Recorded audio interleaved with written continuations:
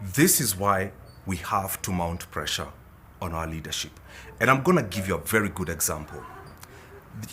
Just a few days ago, we saw the interview of the president, and there was a specific question he was asked.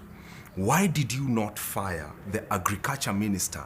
Yet there is clear evidence that he was used in stealing money using the fertilizer scandal.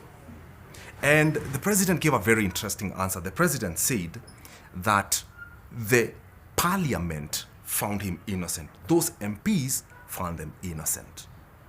Now let's come back to the finance bill. The way the parliamentarians are presenting themselves to us, it proves to be a very interesting thing. It's as if the MP is presenting the government to us instead of him or her representing us to the government. There is that underlying tone there. And that is what is frustrating. The finance bill brought that one out. And so when the president says the MPs found the agriculture minister innocent, that's why we are struggling. We can't trust these guys. And that is where the problem is. And that's why there is this call for change. And that's why we are mounting pressure over and over again. And the more we are mounting pressure, and this is a very interesting thing to watch, the more we are mounting pressure on the presidency, even he's mounting pressure back. The president at this point, in my own opinion, he knows for sure, he has to get rid of the people around him. He knows. He's under so much pressure, he knows the problem with my leadership is the people around me.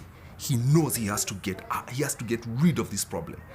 But he's such in murky waters with those people around him that he can't find a way out of that. But the more we are applying pressure, he will have to find a way out of that.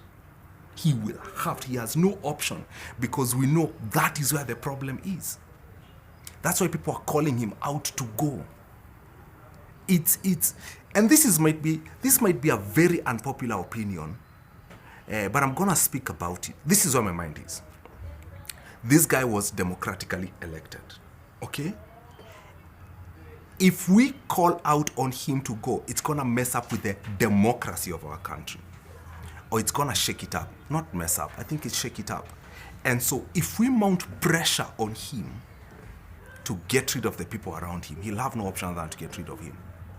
If he can't, then he must go. So an option. So he knows those are the two options he has. It's either get rid of the people around him, maintain the democracy, or he himself, he has to go, we do another election. Now the challenge with that is the tool for that is not active. The IBC we have no commissioners to activate something like that. The other day we saw an article of his name is skipping my mind, but they said they were going to do recalls of 6 MPs that voted yes. They can't do that recall because you need commissioners to activate a recall. And a recall is a hard but simple process. Let's say we want to recall an MP here in Nairobi, whichever constituency that is, all right? So you have to go to every ward and get 25% of signatures, take them to IBC to be cleared, but you need to file. It's like a process there, but getting the signatures is the work. It's a lot of work. And people are ready to do the work. But at the same time,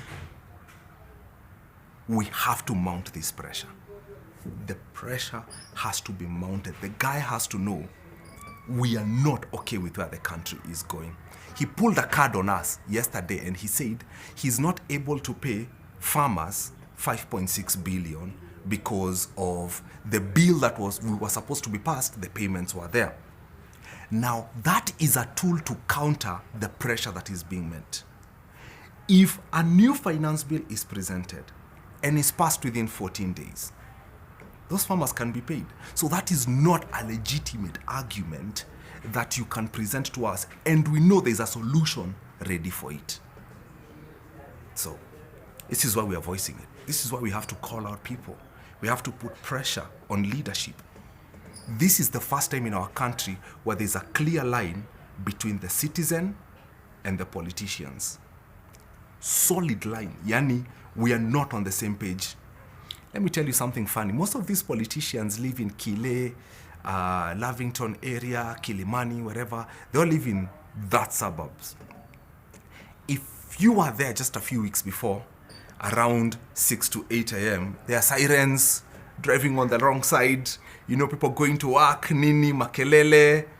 Right now, me, I haven't seen those sirens.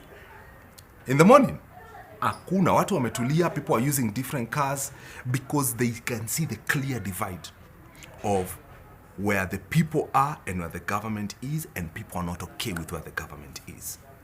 This is the pressure that comes by us protesting that we want better accountability with our own resources on the taxes that we are paying. Change is me and you, man. Change is us voicing our opinion and speaking to power on the future that we want. All right? On the next one, man, Occupy.